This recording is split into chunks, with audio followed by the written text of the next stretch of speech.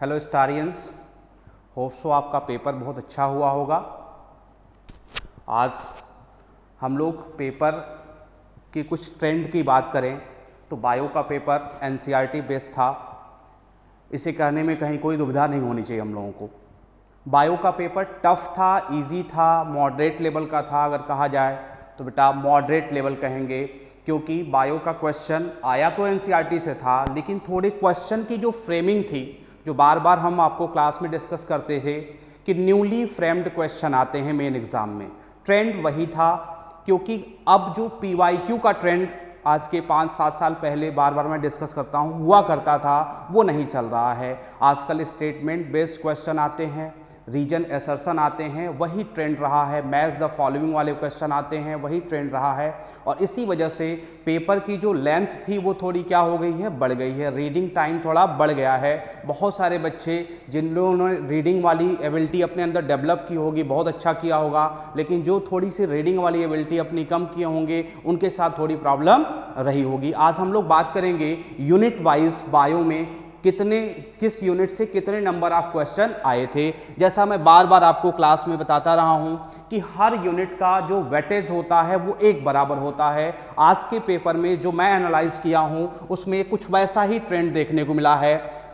2-4 question का plus minus जो हमने आपको बार बार बताया वो देखने को मिला। जैसे unit 1 diversity in the living world, first year की वेरी फर्स्ट यूनिट बेटा, इसमें आप देखेंगे क्वेश्चन की संख्या क्या थी, 10 थी।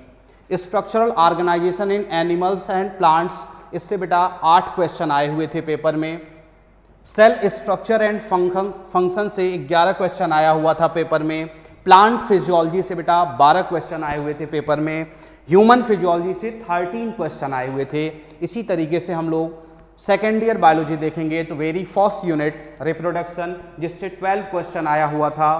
Second unit genetics and evolution, जिससे 12 क्वेश्चन आया हुआ था। बायोलॉजी एंड ह्यूमन वेलफेयर, इससे यूजुअली क्वेश्चन हर साल कम आते हैं, इस बार भी 6 क्वेश्चन आया हुआ है। इसे कम नहीं कहेंगे, पर चैप्टर 2 क्वेश्चन यहां से भी आया हुआ है। बायोटेक्नोलॉजी एंड इट्स एप्लीकेशन, इससे 6 क्वेश्चन आए हुए हैं। 2 ही चैप्टर है, एक चैप्टर से 3 क्वेश्चन आया हुआ है। इकोलॉजी एंड एनवायरनमेंट, इस बार ठीक ठाक क्वेश्चन इससे रहा है बेटा, 10 क्वेश्चन आए हुए हैं। ऑन एन एवरेज देखेंगे तो ये जो 2 छोटी यूनिट हैं जिससे नंबर ऑफ क्वेश्चन कम आया है, उसी को बैलेंस किया है रेस्ट ऑफ द यूनिट्स में। जेनेटिक्स इवोल्यूशन में 12 कर दिया है, रिप्रोडक्शन वाली यूनिट में 12 कर दिया है। तो ये था आज के बायो के यूनिट वाइज कितने क्वेश्चन आए थे उसकी एनालिसिस।